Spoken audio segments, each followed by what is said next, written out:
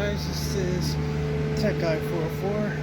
This is one little video I'm doing of the Dollar General Fresh account. Right now I was trying to reorganize some of the rotators. Now I'm definitely going to do this more on the camera now.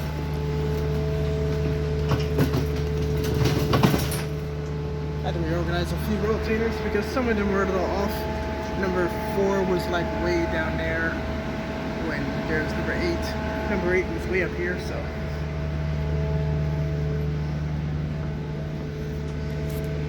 Number 3.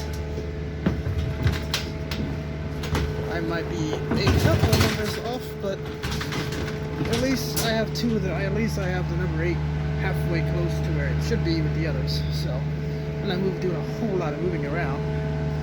Rather, I just do it now so I can get it out of the way, so I'm not doing it at another stop. Here's another video. He's doing another part. So I've been trying to unload this freezer. Since I don't really have the room, well, to smoothly bring a rotator over, I'm just gonna have a U-boat, put all the freezer items on there, and get it loaded like that. Okay, I feel like my video is kind of all over the place, but that's, I guess we're in part with the freezer. If you get something like this where you don't have a freezer door and it's all set up like this, just double check your stops, make sure they're for the stop you're going. Some of these do not have the actual stop where you're at, most of the time you can kind of tell how old it is by the date. So if it's sitting on the pallet labeled 1 for stop 1, put it on there. Usually if it's for another stop, there's gonna be a black bag laying over it, or not bag, but wrapping. And if you're kind of parked somewhere with the sun being down in your trailer, because this is a refrigerated trailer, just have this little apron closing, so it'll give it kind of a shade, but it'll block most of the heat, so it's not spoiling any food you got. And then once you're out, open it up. Be sure you close the door as well, so the temperature doesn't go up.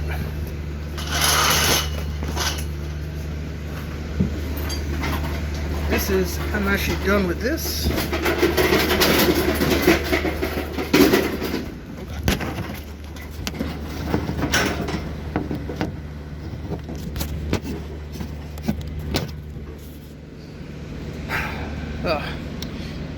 That was a good save. I kind of had that happen before, just with more totes, and well, it was not pleasant. Thank God nothing was fragile, but yeah. I also mentioned to close the door, and I did not close it. But I haven't had with that. It's like probably my 4th time using a remote door, exclusively for this account. Alright, now I'm at the very end of this, and I just gotta seal up. One thing you need to do if you got, well, pretty much for any time you got strap a load, just double check if everything's tight. Milk's not very pleasant if it's all spilled.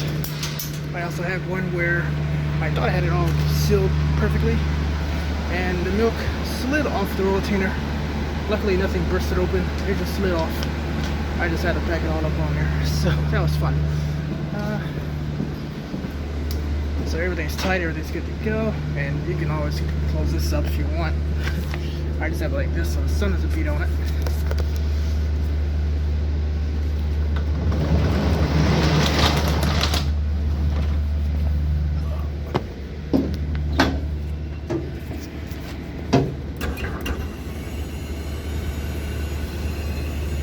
Most of the time there'll be somebody coming out to seal, but if they don't got time,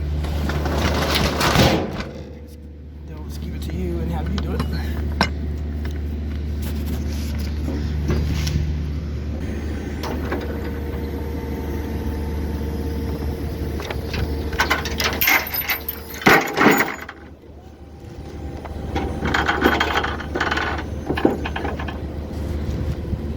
That worked earlier.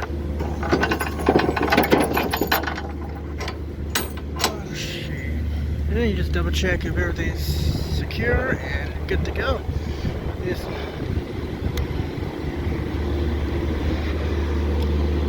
And then just double check the temperatures, make sure everything's good. That's at 47, but this is not 60.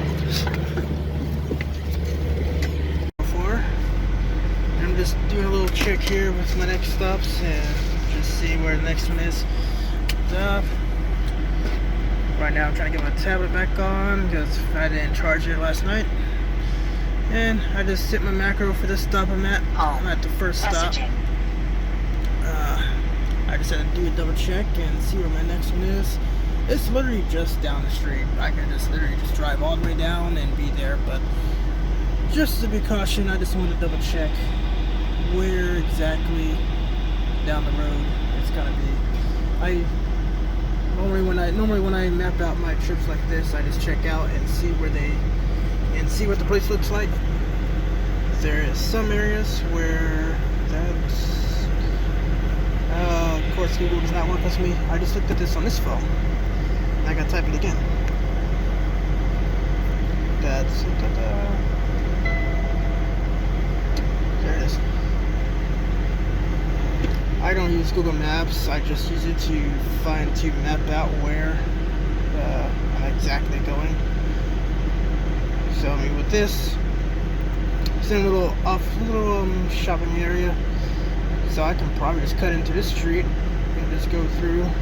It's more wider from the looks, but that's kind of what Google Maps gets you. You think it's wider, but once you get there, it's a lot more narrower. So that's the one con there. My best one's this one over here, so I'll have to figure this one out. Which I can probably get with no problem.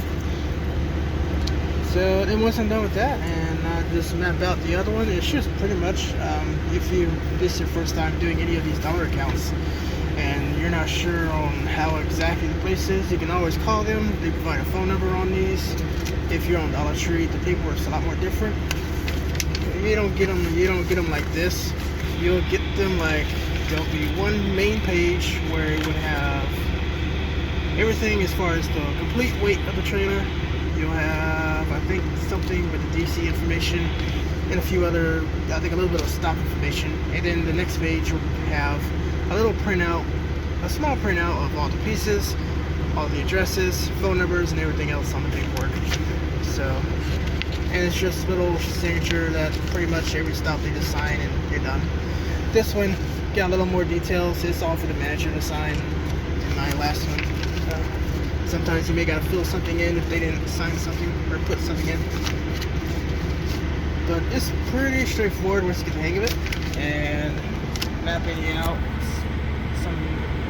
This one sometimes thinks I'm facing another way, but it's pretty much the gist of the trip planning of it. I've done a few Dollar Trees where they were in Chicago, and that was very fun. I had to trip plan like heck for that one. And all right, so that's kind of done there. We're gonna go ahead and go down to the next stop. And my dash cam is always hanging off. I gotta fix that. All right, so let's head on to the next place.